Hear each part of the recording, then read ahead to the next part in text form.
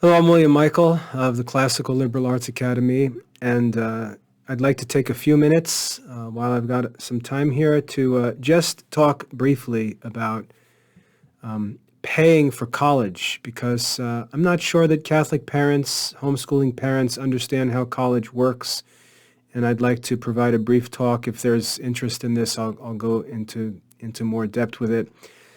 Just so you know, when I was a teenager, 19 years old, I had to pay for myself to go to college. I had no financial aid. Um, I had to work part-time jobs. I had to pay semester by semester to go to school, and I got through not only through my studies, but I graduated with honors and was inducted into Phi Beta Kappa. But I had to work my tail off to get through, and it took me a few extra years because there were times where I just didn't have enough money to continue.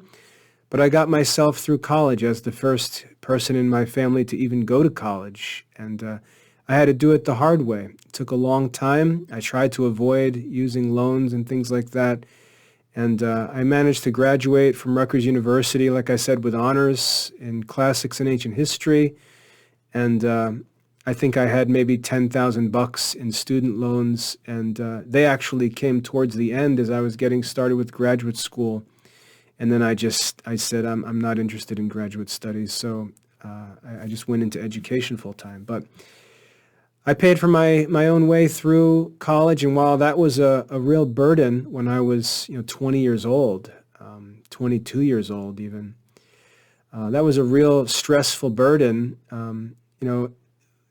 In the unfolding of my life's work, it turned out to be really helpful because it gave me a behind-the-scenes view of all of the different resources that are available in paying for college and getting through college, ways to get through college in all different circumstances. I had to take really one of the most extreme routes, one of the rarest routes to get through college myself, and I was able to learn a lot that I think most families don't know about. My wife, on the other hand, her father just wrote the tuition checks for her. She didn't learn any of the things that I learned because of my experience, because of necessity. And I think in the end, it turned out to be an advantage for me. And now that I have my own children, we've got 10 children. 3 of them are already in college, tuition paid. Everything is provided for. And I'd like to just share quickly how it all works.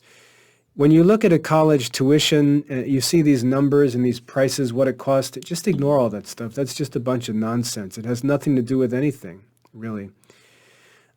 Your family's financial circumstances put your kids into a place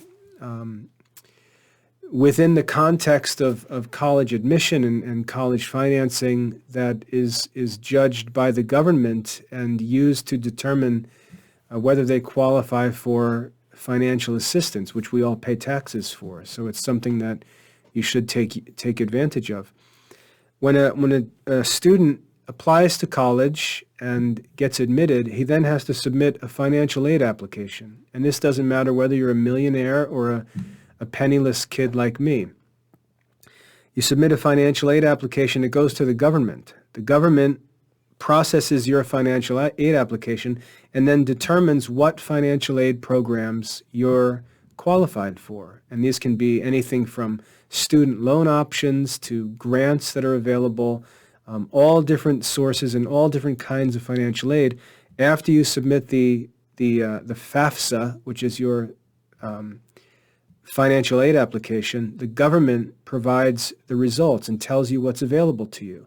You then share that information with the college that you want to attend, and the college receives the funding from the government. And so all of this funding is worked out between the student, the government, and the schools. And then, if you're in the military like my kids or other things like that, there's other sources of financial aid. So what you see as the tuition number, unless you're so wealthy that you're just going to write checks to pay that tuition, which very few people actually do, you really don't need to pay attention to that tuition number because it may have nothing to do with what it actually costs you to go to school.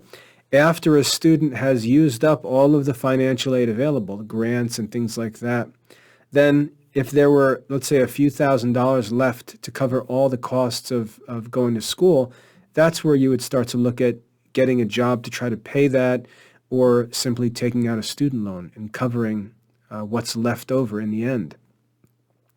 So student loans really are the last resort when all of the other financial aid options have been exhausted. And you always have the option to work part-time while you're in school and pay as much as the remaining balance as you can. Or you can use a student loan, which may be a good idea if it allows you to focus full-time on your studies and get the best grades and things like that.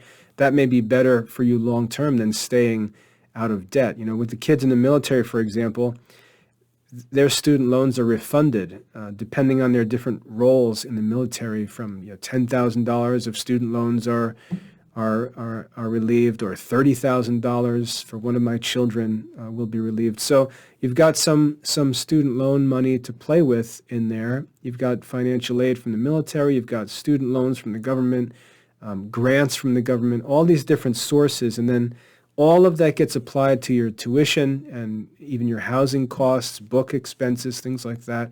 And then whatever is left over unpaid is what you're responsible for. So it's really not difficult to fund an education, and parents shouldn't look at tuition numbers on school websites and say, how in the world are we going to pay $40,000 a year for Tommy to go to college? Well, no one pays that. So stop looking at that number and understand how financial aid works in college, because it's not that simple. It's not that expensive.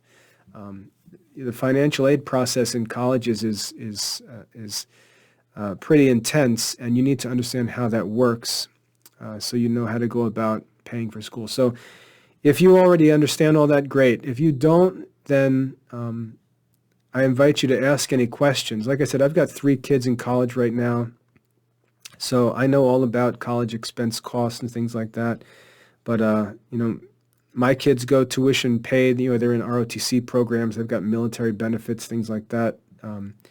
But if you'd like to talk just about financial aid and paying for college in general, whether you've got kids in the military or not, let me know. I'd be happy to help you understand those things. And I don't want to see Christian parents choose not to send their kids to a school because they don't understand how financial aid works and how paying for college works, and that could actually lead you to make a bad decision. So if you're not sure, reach out and ask for help. Let's talk about your circumstances, and I'll try to help you figure out what you can do, what's available to you, and things like that to help you take care of college expenses for your kids. I hope that's helpful. God bless.